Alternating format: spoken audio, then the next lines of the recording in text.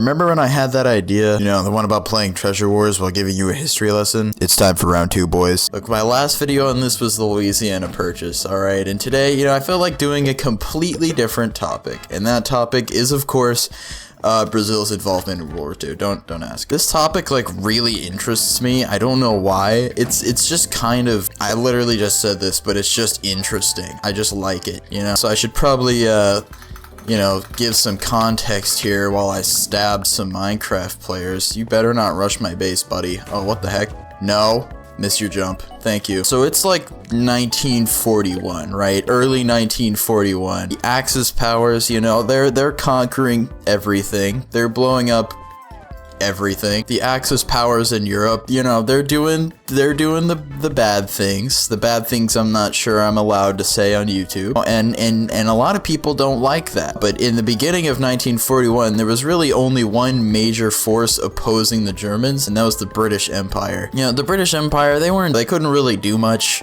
All of their allies had been overrun, so they kind of just sat there and waited for the European Axis to just make a mistake. Why are you chasing me? That's rude. Don't do that.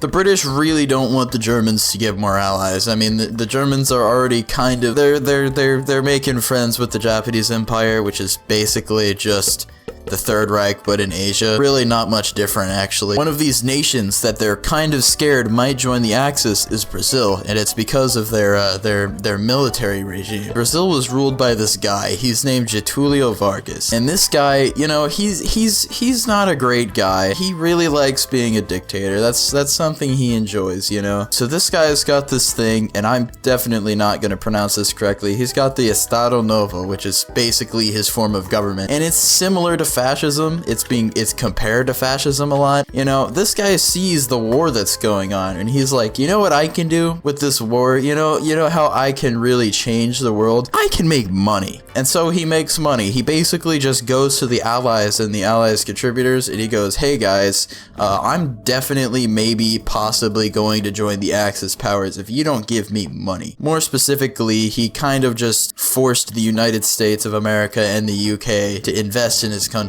just because they really didn't want Brazil to join the Axis. To be fair, this guy really wasn't actually thinking about doing that. I mean, that would not go well because, you know, the Allied powers won the war. This guy, you know, he's got a plan. He's like, you know, I really want this money, mostly because I really don't want to get overthrown by the military. It's just not fun. The thing is, though, is that this money making, you know, this money making, it's not working super well, and that's because Brazilian shipping is being sunk by the Germans. You know, the Germans, they're trying to starve the UK out of the war. Germany's made an ally of Japan, and Japan's just started its conquest of Southeast Asia by bombing a large military fleet, most of that fleet being American. If you're American, you'll know this as Pearl Harbor, and if you're not American, you'll know this as Pearl Harbor. Anywho, the United States is now in the war instead of just supporting it. Supporting the Allies.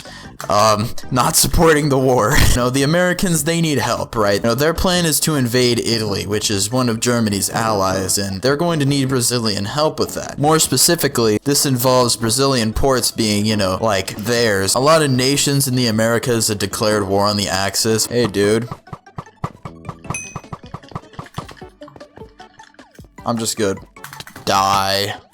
You're dead, he's dead too. I just gotta find the last team. So Mr. Vargas here, he's the man with the plan. The Americans, you know, they need naval and air support and bases in the Atlantic so they can prepare to invade North Africa, which is controlled by the Axis and their loyal states. And something that would greatly help with that is the use of Brazilian ports. And Brazil's like, you know what? Sure. I mean, we may not be involved in the war, but you know, you could use those ports. I mean, the Americans, which is like the main Western allied power, you know, they're already using Brazilian ports. Brazil's basically an allied collaborator at this point, and the Axis are bombing Brazilian shipping. There's like people in Brazil, and they don't like this. They're like, okay, so someone's bombing our shipping. This is cringe. Hello, dude. It's NASA person. Wait, their bed's over here. What am I doing? Give me your bed. Why'd you put concrete? That's so not cash money of you, dude. Bonk. People don't like this, you know. They're going to Mr. Vargas here, and they're like, hey, can you do anything about that? like maybe declare war on the European Axis, and he was like, you know what, sure. Given the fact that the Brazilian people like want Brazil to join the war against the Allies, the Brazilian government really doesn't have any choice. So on August 31st, 1942, Brazil declared war on the European Axis. They weren't just gonna declare war and be a naval and air base, man. They wanted to really get involved. I'm talking military assets in Europe. I'm talking rubber. Maybe some air squadrons. I don't know. Actually, I do know. I looked it up. This is Vargas's idea. He's like, if we're gonna be involved in the war, you know, I want this to be good. You know, I don't want to be like the other Latin American nations that kind of just declared war so the U.S. would like them more. No. He wanted to go big, all right? He wanted to go big or go home, and he wasn't planning on going home that day, all right? So he organizes something called the BEF, not the one that got trapped in France. I'm talking about the Brazilian Expeditionary Force. Literal troops that would go to fight in Europe against the Axis powers. Specifically, these troops would go to fight in Italy, which had just been partially invaded by the Western powers. They would fill any gaps in the line they could, and basically just make the Allied operation easier. But it turns out, no. Instead, they're gonna be on the forefront, and they do like pretty well, you know. The international community, they're like, you know, this is poggers, this is cool. Getulio Vargas, he's like, yay. Oh, you see, he's a military dictator, you know. He wants to unite Brazil behind him, you know. He wants to be the guy. He wants to be him. This man kind of sees this new super powerful military force as a bit of a problem, even though they're, you know, like on a completely different continent. The Allied powers, they're gonna win the war. I don't know if you knew this, but the Axis powers actually lost World War II. That's pretty interesting. Hello, dude. He's dead. Going. Sweating. Getting their bed. It's not there. Killing him. I'm gonna die because I suck, because I'm trash.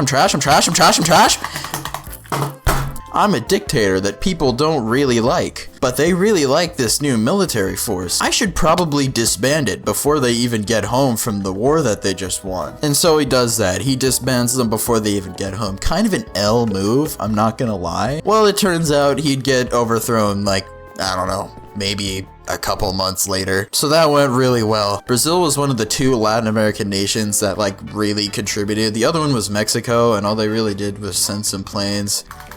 Fight.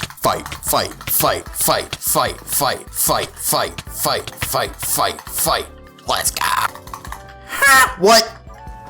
Banned, not allowed. Cheating. He got out of my trap. Cheating.